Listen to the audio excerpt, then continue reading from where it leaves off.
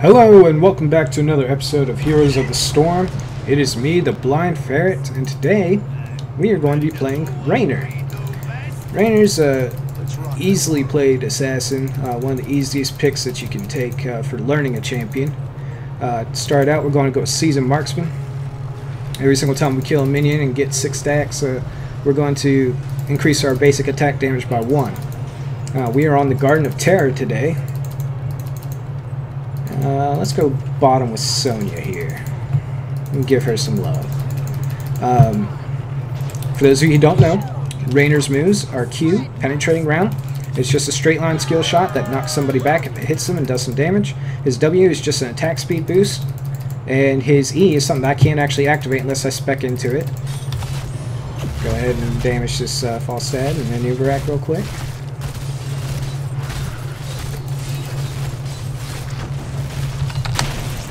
Oh man, I missed that. I can't believe I missed that. But his E is something that I can't actually activate. Once I drop below 30% health, it will activate and it will start to heal me back for a decent amount. It's got a 45-second cooldown, so it's kind of like a get-out-of-jail-free card if you mess up. Most people are of the opinion that Raynor is a one-build-only guy. And the build that they talk about all the time is his Q build, where you pretty much spec into everything that increases the damage of your Q. That's not the case, and today I'm trying to share with you guys a build that I have found is extremely strong, and it basically is a right-click and win build. Pretty much everything that we do is going to be based off of doing damage with our right click. I almost got him.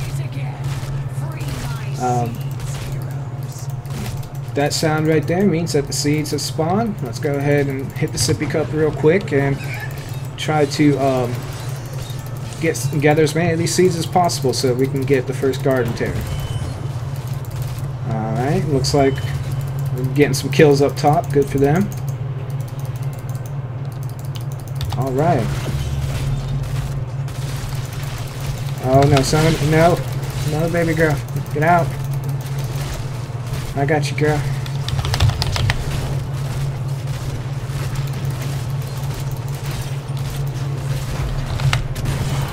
And that's a dead false stab. Alright, for our level 4 talent, we're going to go with Vampiric Assault. Our auto attacks are going to heal us for 15% of the amount of damage we do with every auto attack. It looks like the friendly team... Okay, never mind. I thought they were going top to try to get that Garden Terror, but looks like Gazlo's in a little bit of trouble here, so we'll try to help him out. I should have just left, but we should be fine. Just walk it on out. Looks like the enemy team is trying to get this bottom Terror. Oh, don't die. Oh. That's alright. It's early enough in the game to where it doesn't matter quite as much if you die. Go ahead and try to get a few more stacks on our Seasoned Marksman. Okay, let's try and interrupt this here. That's a dead hammer. It's a dead Sonya. Oh, that's not a dead Sonya. What? How did I miss that? Oh, don't you root me. Trying to walk up behind these guys here.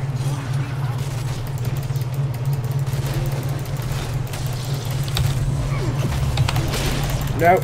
Oh, Hungering Arrow got me. Are you kidding me? Get the seeds, Gazlo. Oh, come on, Gazlo. Oh well, that's unfortunate.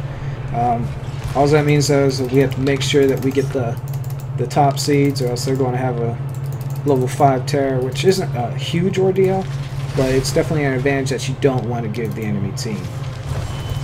Oh, nice pick from Gazlo there. That was an amazing shot with his death laser.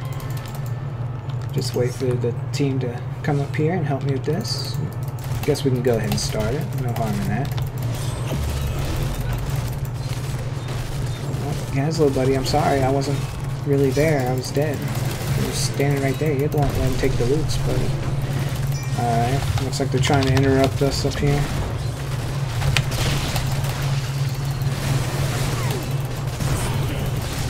And, you know, if we get a wipe here, it would be just as good because pretty much they... Nope, nope, nope. Oh, it's still in range of it. You can't. They wouldn't be able to grab their terror. This Noob is just like trying to take every seed that he possibly can from us. It's really getting annoying. But we actually came out on top of that, surprisingly. We ended up with more seeds.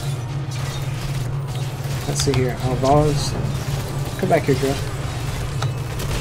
Do some damage to her. For those of you who don't know, the whole point of this map is to gather seeds. Once you get 100 seeds, you'll spawn a terror. Oh, a little bit of a lag spike there. At least our Sonya didn't die. At level 7, you can kind of pick whatever talent suits your playstyle here. I always go with Revolutionary Overdrive, but none of these talents really affect the build. So we'll go with that. And what that does is it increases the my movement speed when I activate my W as well, which is always a good thing to have a little bit more movement speed. Helps you get out of certain situations. Well, since nobody's really doing anything, ping. Hopefully Illidan picks up those last few seeds up there. Somehow we missed those while we were up there. I don't think it's 4 seeds though, so I don't think it'll really make a difference either way. But while we're down here, we're just going to keep getting some more stacks of our Seasoned Marksman. Now, late game goal is to have about 30 stacks of Seasoned Marksman. Once you have about that many, you can really start to dish out some damage. Now, quick warning with this build, it is... Oh, we're getting... Oh, they're coming up behind us. No, ma'am. With this build, it's kind of a... there is no survivability with it, so if you mess up, you're dead. The only survivability that you have is your E, so it's best to, if you don't have that off cooldown and you know that you might be able to, yeah, I might die for that, but I'll say it was worth. Nope, I still got that passive healing. That right there is a good example about all the survivability that you have. So it's for our ultimate, you want to go Raiders. Quite. Go ahead and knock her back. Nope.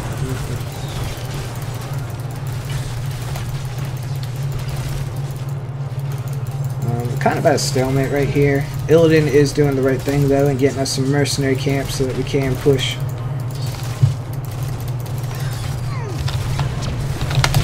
Go ahead and take... Oh no, I'm dead. Yeah. There's a perfect example. If you get caught when your healing is on cooldown, unfortunately it was about to come off cooldown, but it didn't come up fast enough. But if you get caught, you're pretty much done for. If your Q and your E are on cooldown, there's nothing really that you can do. This build, it shines late game. Early game, yeah, you can harass and do some damage here and there, but it relies on 2 things. 1, late game, once you get a bunch of talents going, and 2, making sure that you're getting stacks of Seasoned Marksman. As you can see, I'm already up to 12 and we're only 8 minutes in the game. That's a good sign. Go ahead and try to get a few more seeds here and get us Garden Terror. But what ends up happening with this build, and you'll see it in a little bit, is once you get so much attacks, once you get enough talents, your attack speed's going to go through the roof, and you'll be hitting for about 200 to 300 auto attack. Oh, that was a good jump. And you'll just be able to 1v1 anyone, even Vala with how strong she is in the 1v1 scenario. Really, the only thing that kills you with this build is CC. So you got to be careful when you're playing against certain champions, like even Vala. While you can out-trade her and kill her early, really fast, the biggest issue with it is if she goes her Reign of Vengeance ultimate, if you get hit by 2 waves of that, she's going to kill you, just because you don't have enough time to deal the amount of damage that you need to back. Okay, looks like Sonya's going to get the terror. I'm alright with that. Go ahead and hit their terror and try to work it down a little bit. Actually, you know what? I'm going to focus the Sergeant Hammer.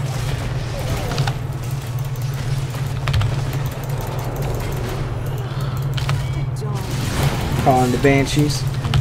And then redirect these. Oh, there's a ball. Knock her out of rock. And continue destroying the plant that the enemy terror left behind. And they didn't get any work done with their terror. And what, from the looks of it, ours is still pushing top, so we're in a good spot right now. Go ahead and take out that Sonya. At this level, you're going to want to pick up Giant Killer. Even if they don't have a bunch of tanks on their team, it really helps you with, well, I guess if they don't have a bunch of tanks, you can go for the double barrel just so that you have a double knockback. Yeah, this game is kind of one-sided, but you know, I've seen games like this where they come back. I've been in situations like this where I've been able to come back, so it's still good to keep playing, but we're going to go ahead and go with Giant Killer.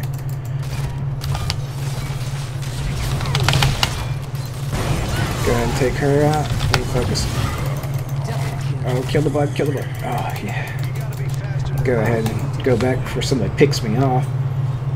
But as long as the enemy team doesn't give up, there's always a chance that they can come back. Yeah, it looks really one-sided, but there's this game. It's not like other MOBAs where once you get, go ahead and ping them to pick up that mercenary camp.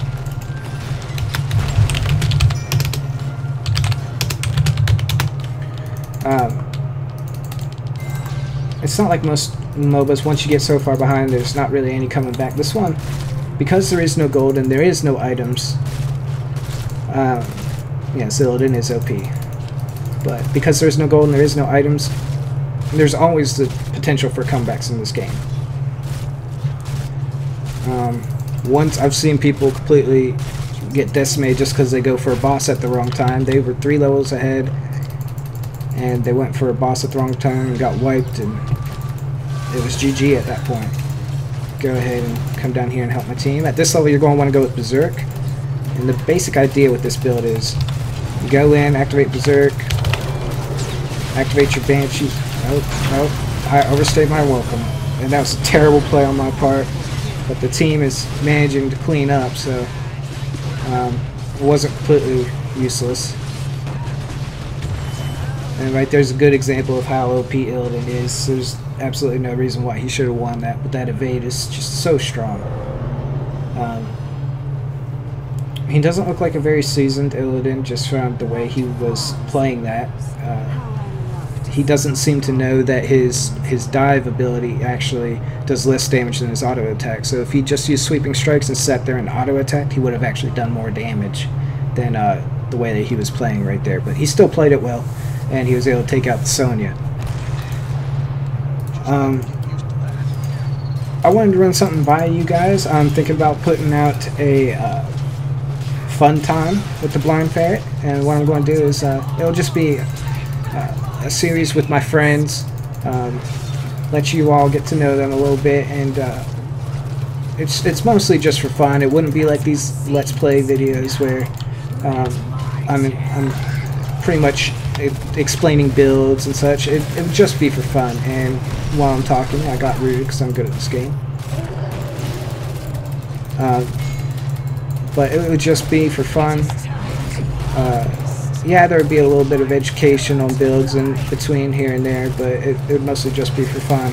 And I don't know, let me know what you think in the comments below, if it's something that you'd like to see or not, and I will try to make it happen. Alright, looks like we're going to get top seeds. Maybe we can run down here and get the bottom seeds before the enemy team does. They're all kind of missing on the map, so I'm not sure where they're at right now. More than likely that, yeah. Go ahead and call on the Raiders. Take him out. Oh, and I'm going to die. Oh, maybe not. Wow, I lived through that. That is amazing. But that was a good play by my team. We ended up picking up a triple kill, and we're going to get the next terror, which will probably give us enough seeds for a second terror right as soon as we're done with this one. Oh, 3 short. Oh, that's unfortunate. I'm going to go ahead and go top and deal with the enemy team's terror while it's pushing up there. Looks like our terror is opting to go bot, which is definitely a good strat. Whenever you're fighting a terror, don't do that right there. Step into the... But what you should always do is focus down the plant that it drops first, because that's what does all the terror's damage. And I'm not going to win this if I sit here and try to trade with him. And he is just going to try to beat me up and bully me as much as he possibly can, but that's alright, because now I'm safe and he can't get in here. Let me go ahead and take this out real quick. One of the phenomenal things about Raynor, I forgot to mention it earlier, is his passive. Basic attack range is 20% further. Now at level 20 you're going to see I pick up Nexus Frenzy. When you pick up Nexus Frenzy at level 20 along with his trait, he is actually one of the longest range champs in the game. Of course, other than Sergeant Hammer, because nobody beats Sergeant Hammer. But he actually, if they would give him just a slight bit more range, he would actually be able to attack out of the range of forts, which is one of the things that makes him so good. He's able to stay in the back and do damage. I've kind of been playing it bad this game, hopping in the middle of the fight, but you can stay in the back and do as much damage as you want. Tons of damage. We're at 24 stacks of Seasoned Marksman, which is where most of our damage comes from. Oh no, the team just got tore up when I was dealing with terror. Probably should just try to defend. Hopefully the enemy team does something stupid, but me and Sergeant Hammer should be able to hold this lane pretty well, I would think. As long as they don't do anything crazy like siege up right there. It's not a good spot to siege up, especially since unless he picked up graduating range. He might have picked up graduating range. I'm going to go ahead and pick up these seeds. Man, unfortunately we are at 99 seeds. Yeah, I was afraid that was going to happen.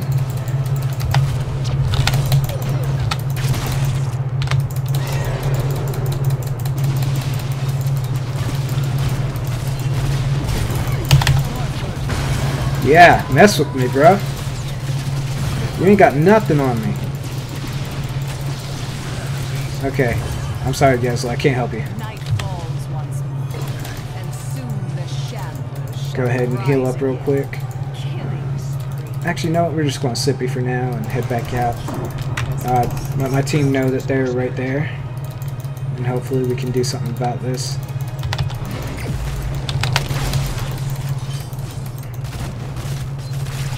Go ahead and take him out. And Falstad choosing to leave instead of cap it. Bugs everywhere. So it actually just gave us a free siege camp, which is always a good thing. Go ahead and work on these seeds here. That will give us enough for a terror. I'm debating about whether or not going back to get the terror or continuing to get seeds. We should probably just go ahead and get more seeds. Go ahead and pull up the stat screen for you real quick, just so you can see. As you can see, I can keep up in damage with anyone on here, even the Vala. So if people say that he's not good anymore, I completely disagree. He's a perfectly viable pick, notwithstanding that. As long as you know what you're doing. His Q build is garbage in my opinion. I've used it before. I just feel like you've got two moves, and then what? What are you going to do then? Absolutely nothing.